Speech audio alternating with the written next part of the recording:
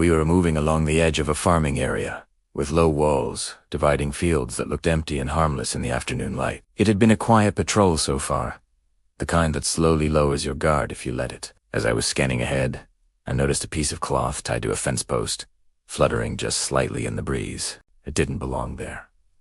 That was enough. I slowed our group and pointed it out. We immediately shifted our movement, widened our spacing, and treated the ground with more suspicion than before. Nothing happened right away, which, in a way, made it worse. A false calm is often the last thing you get before everything changes. We were passing the next field when the first shots rang out.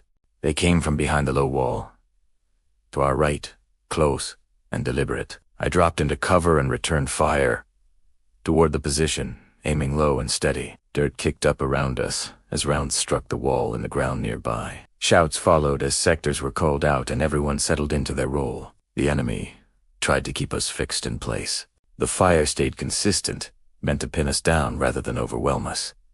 I shifted my position, crawling along the wall to get a better angle, feeling the rough stone scrape against my gloves. My breathing was controlled now, measured, each movement intentional. The radio crackled with updates. Another team was moving to flank them. We just had to hold long enough. That knowledge anchored me, giving shape to the chaos. I kept pressure on the wall, firing whenever movement appeared, denying them space inch by inch. When the flank hit, the change was immediate. The volume of incoming fire dropped, then scattered. A few final shots rang out, then silence. We stayed alert, watching, waiting for the follow-up that sometimes comes when you think it's all done. It never came. Afterward, we stood there for a moment, weapons up, letting the adrenaline drain away. The fields looked the same as before. Quiet, orderly, innocent.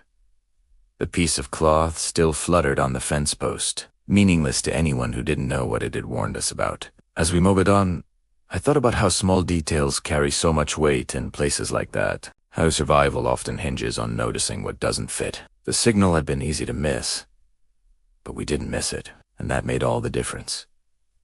Thanks for watching.